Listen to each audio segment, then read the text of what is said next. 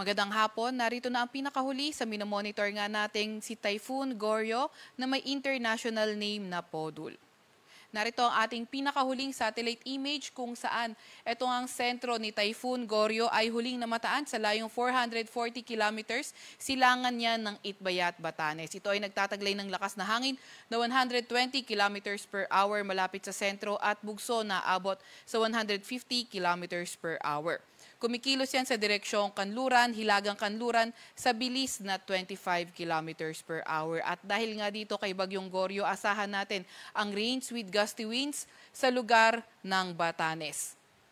Samantalang southwest monsoon naman o habagat ang nakakaapekto sa kanlurang bahagi ng Southern Luzon, kanlurang bahagi ng Visayas, kanlurang bahagi rin ng Mindanao. Kaya inaasahan nga natin yung maulap na papawirin at mga kalat-kalat na pag-ulan, pagkidlat at pagkulog sa Western Visayas, Negros Island Region, Zamboanga Peninsula, sa may Barm, pati na rin sa may Soc-Sargen. Kayo ating mga kababayan, lalo na yung mga inuulan ng mga nakaraang araw pa ay pinag-iingat sa mga banta ng pagbaha o hindi kaya pagguho ng lupa.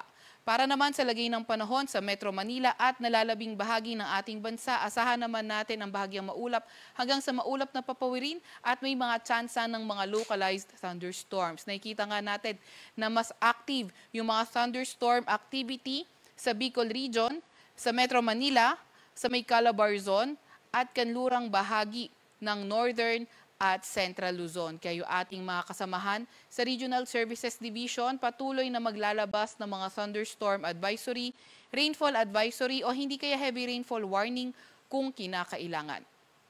Maliban nga kay Bagyong Goryo, wala na tayong ibang namomonitor na low pressure area or bagyo sa loob ng ating Philippine Area of Responsibility. At narito naman ang latest track nitong si Bagyong Goryo. Nakikita nga natin na posibleng maglandfall ito sa may eastern coast ng southern Taiwan tomorrow morning or afternoon. Posible ngang lumakas pa ito bago maglandfall sa Taiwan.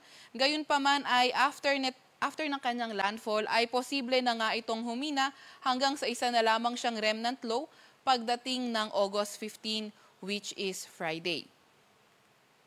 Nakikita nga rin natin na by around Wednesday, ayun yung pinakamalapit sa landmass ng ating bansa. By Wednesday or by tomorrow. At posible na nga lumabas ito ng ating Philippine Area of Responsibility tomorrow afternoon or evening. Dahil pa rin kay Bagyong Goryo, nakataas ang signal number 1 sa lugar ng Batanes. Base rin sa ating latest na analysis, signal number 2 ang pwedeng pinakamataas na tropical cyclone wind signal na ilabas natin for the event of Tropical Cyclone Goryo. Gayunpaman, kapag nagkaroon ng southward shift yung kanyang track o hindi kaya magbago ang radius nitong si Bagyong Goryo, posibleng dumami yung areas na magkakaroon ng Tropical Cyclone with signal.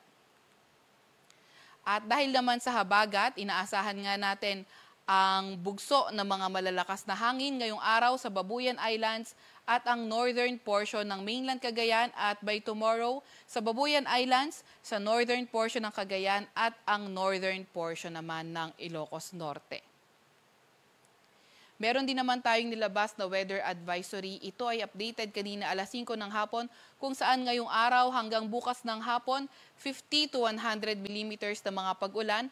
Posible yan sa lugar pa rin ng Batanes. Kaya kapag 50 to 100 millimeters yung mga ulan, localized flooding posible sa urbanized, low-lying at near rivers at landslide possible sa mga highly susceptible areas.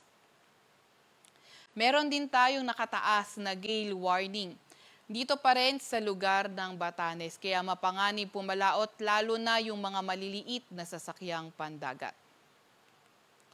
At yan nga muna ang pinakahuli kay Bagyong Goryo mula sa Weather Forecasting Center ng Pag-asa, Veronica C. Torres, nag-ulat.